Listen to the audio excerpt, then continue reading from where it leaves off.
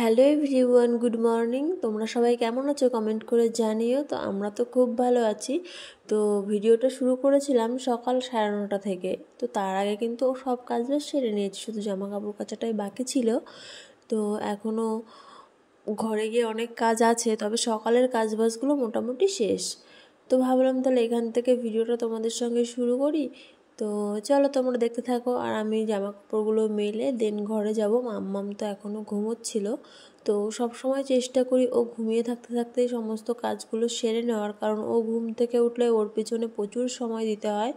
বিশেষ করে খাওয়াতে গেলে প্রচুর সময় লাগে, যে কারণে ও ঘুমিয়ে থাকতে থাকতে কাজ করে নিলে না তারপর আর কোনো অসুবিধাই হয় না।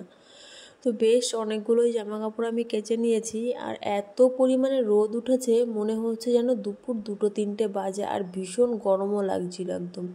হ্যাঁ, ভীষণ রোদ। হয়তো তোমরা বুঝতে পারছো না ভিডিওতে ঠিকঠাক, তবে আমি তো সামনে থেকে দেখেছি বা ছিলাম, উপভোগ করেছি। তো এত রোদ ছিল, আমার ভীষণ গরম লেগেছে। তো চলো বাড়িতে যাওয়া যাক। আর মাঠে গিয়ে এত বললাম রোদ ছিল, কষ্ট হয়ে গেছে, তো ভাবলাম আগে জল খেয়ে নিই, তারপর সব কিছু করা যাবে। তো আর আমি জল তো ভীষণ কমই খাই। তারপর দেখো একটু ফ্রেশ হয়ে নিয়েছি, খিদেও পেয়েছে। এখন একটুখানি আগে খাবো গরম জল। তো এটা খেলে অনেকে ভাবে যে হয়তো মানে পেট বেড়ে গেছে সেই কারণে খাই, সেরকম কিছুই নয়। তবে আমি এই জলটা খেয়ে না অনেকটা উপকার পেয়েছি। এই জলটা খাওয়ার পরে না আমার অ্যাসিডিটিটা সেই সময়টা কম থাকে। আর হচ্ছে অন্যরকম লাগে, মনে হয় যেন একটা এনার্জি ফিল হয় আমার মধ্যে, যেটা আমি আর কি বুঝতে পারি। তো সেই জন্য না আমি ওটা খাই। তবে আমার রোজ খাওয়া হয় না, সেটা আমার নিজেরই আলসেমিতে। আমার কোনো কিছু না ধৈর্য ধরেই নিজের জন্য করাটা আমার ঠিক ভালো লাগে না। একদিন খাই, দুদিন খাই না, এরকমই আর কি চলতে থাকে। তবে এরকম করাটা তো ঠিক নয়। তো বুঝেও এরকম নিজের ক্ষেত্রে এরকমই করে থাকি। তো এখানে একটু জল গরম করে নিয়েছি, তার মধ্যে তো মাম্মা উঠে পড়েছে। তো এর মধ্যে একটু লেবু দেবো। দেখো লেবুটা চিপে চিপে আমি বের করতেই পারছি না। আমি দেখেই বলেছিলাম এর মধ্যে কিছু নেই। তো তারপরে দেখো আমার কাণ্ড, মাম্মামের জন্য একটা ওটসের প্যাকেট আনা হয়েছে। তো এটা আমি চাকু দিয়ে কাটছি, তবুও দেখো কাটতেই পারছি না। কি অবস্থা! এটা কি চাকুর খারাপ অবস্থার জন্য নাকি আমার অবস্থা খারাপ, আমি তো সেটাই বুঝতে পারছি না। তো যাই হোক, অবশ্যই হাত দিয়ে টেনেই ছিঁড়ে এটাকে জায়গা মতো রাখলাম। আর মাম্মামকে ভাবছি সকালে একটু ওটস দেবো, সেই জন্য ওটাকে আর ভেতরে রাখলাম না। তো জলটা যেহেতু গরম রয়েছে, আমি এখনও পর্যন্ত খাইনি। আর বর উঠে পড়েছে, ও আবার বলছে একটু চা খাবে। তো ওর জন্য চাটা করে নিয়েছি।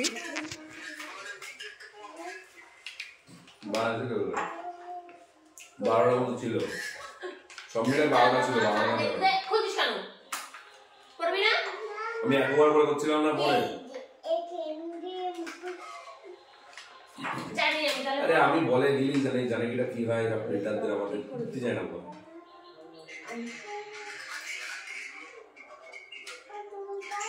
আমি পারি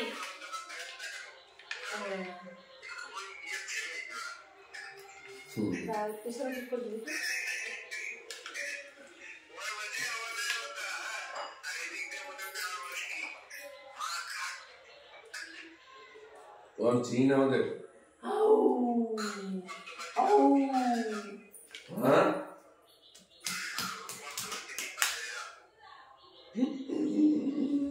বাবা কি ভয়ঙ্কর। আর এখন দেখো মামামের খাবার রান্না করতে চলে এসছে। জলটা এখনও ঠিকঠাক ঠান্ডা হয়নি, সেই জন্য খেয়ে একটু দেখলাম। আর মাম্মামকে তো দেখলে তোমরা মুখোশ নিয়ে খেলছিল, ওটা আগের দিন বাজারে গিয়ে আনা হয়েছিল। তো ওটা পরেই আর কি একটু ভয় টয় দেখালো আমাদের। আর এই দেখো মাম্মামের ওটসও কিন্তু রেডি।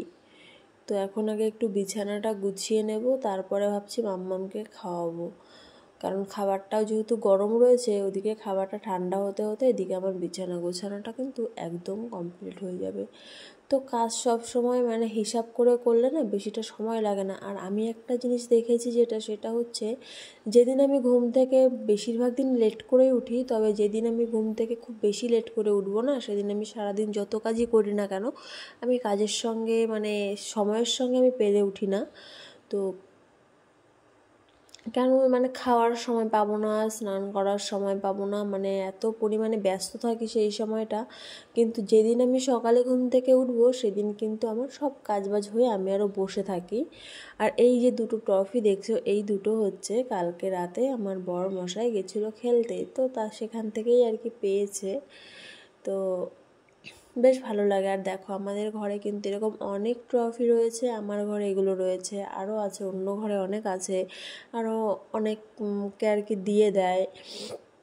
দেখো কত ট্রফি পেয়েছে, এগুলো কিন্তু রিসেন্ট, এগুলো অনেক পুরনো না, পুরনোগুলো আরও বাচ্চাদের দিয়ে দিয়েছে, আমাদের ওই বাড়িতেও আছে, তারপরে এখানেও আছে। মানে আমাদের ওই বাড়িতে আছে কেন, তার কারণ হচ্ছে যখন আমাদের বাড়িতে যায় না ওখান থেকেও খেলতে চলে যায়। তো যখন জিতে আসে কোনো দিন, সেদিন কিন্তু আর ওটা বাড়ি নিয়ে আসে না, যেহেতু ওখানে আমার ভাইও আছে, তো সেটা নিয়ে আসলে আবার কেমন দেখায়, কারণ ও তো এটা মাঝে মাঝেই পেয়ে থাকে, এমন তো না যে একদিন বা দুদিন পেয়েছে আর পাবে না, সেই জন্য ওটা আমাদের বাড়িতেই আর কি রেখে আসে, বেশি নেই, একটা দুটো হয়তো আছে। তারপরে দেখো এখানে মা হচ্ছে রান্নাবান্না সব কিছুই করে রেখেছে, কিন্তু মাছ কিনে দিয়ে গেছে, বলছে যে মাছটা একটু ধুয়ে মাছের ঝোল করতে।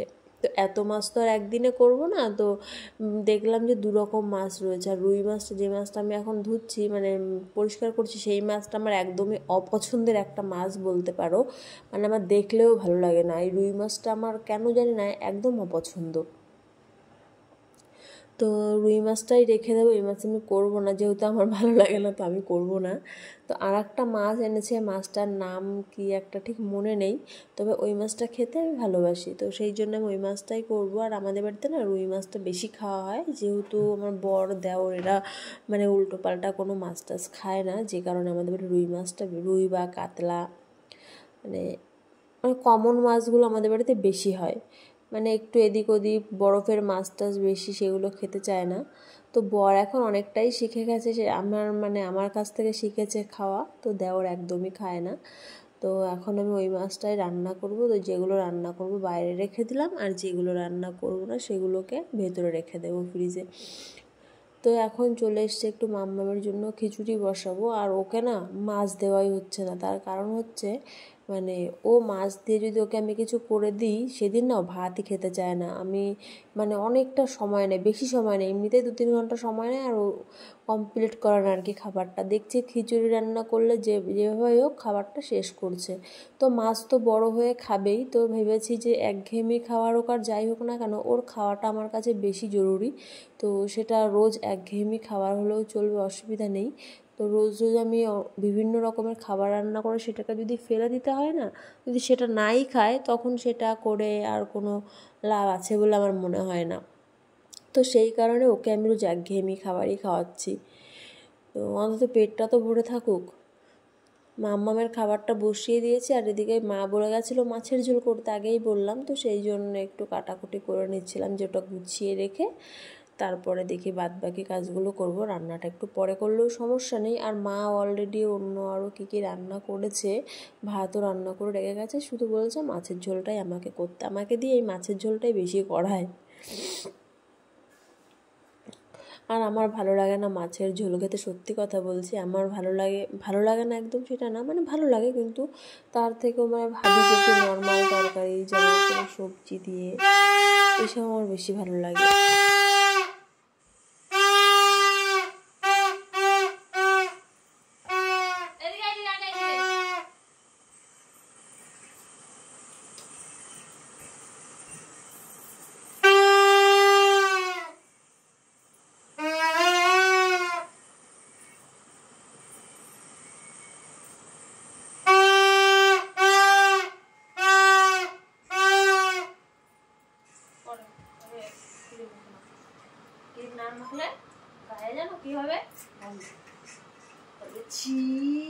কি গন্ধ রে,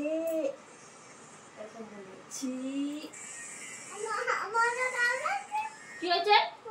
মশা কামড়াচ্ছে না, চুলে লাগছে, চুলে ক্লিপ মারলে তাহলে ঠিক হয়ে যাবে, তাহলে আর কামড়াবে না মশা। তারপরে এটা না, ওই যে মশার ওষুধ দিতে হবে, মশার কোথায় কামড়ায় একটু দেখি তো, কত বড় সাহস, আমাদের ঘরমা দিয়ে চুলে লেগে যাবে বাবা।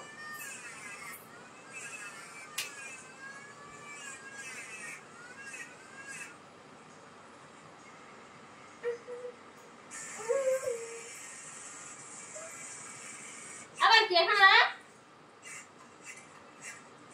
দেখি মশা কোথায় কোথায় কামড়েছে একটু দেখি।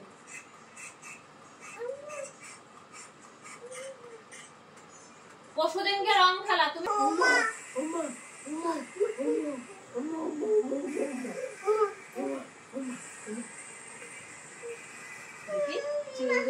চুলগুলো তো বাবার সাথে ঘুরতে যাবি নাকি গাড়িতে করে এখন একটু বাবাকে জিজ্ঞাসা করতে নাই কিনা বাবাকে একটু জিজ্ঞাসা কর নেবে কিনা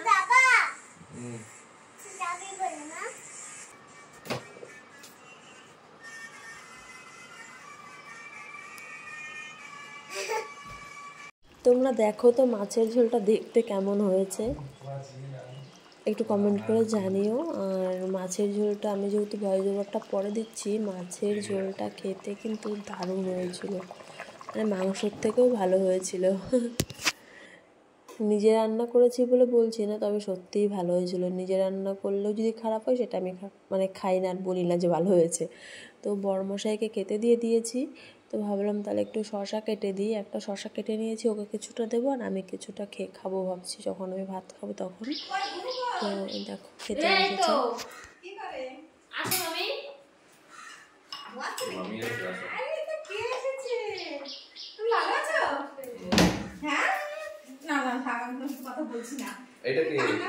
মনে নেই তিশা, মনে নেই তিশা, মনে আছে আমরা বিয়েতে গেছিলাম, মনে আছে?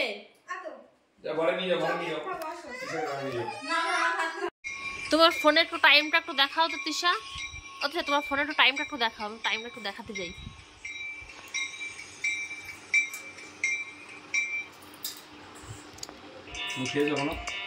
খাইনি, চানও করিনি। তো তোমাদের তো টাইমটা আমি দেখিয়েছি যে কটা বাজে, এখনও আমি না করেছি স্নান, না কিছু খেয়েছি। তো দেখো অবশেষে মাম্মামের খাওয়ানো কমপ্লিট করে আমি একদম স্নান করে চলে এসেছি। কটা বাজে দেখো, আর এভাবে উল্টো হয়ে যাচ্ছে, তো তোমাদের দেখাচ্ছি। দেখো 5টা 49 বাজে, মানে 6টা বাজতে মাত্র 11 থেকে 10 মিনিট বাকি আছে। তো এখন দেখো স্নান করে আমি খাওয়া দাওয়া করেছি, আর খাওয়া দাওয়া করার পরে একদম ভালোই লাগছিল না, মানে সারাদিন না খেয়ে থাকলে না খাওয়ার পর একটু মানে টায়ার্ড লাগে ভীষণ। তো এখন দেখো মাম্মামের চুল বাঁধতে বসেছি, আর ওর সাথে একটু গল্প করছিলাম, হাসাহাসি দুষ্টুমি করছিলাম।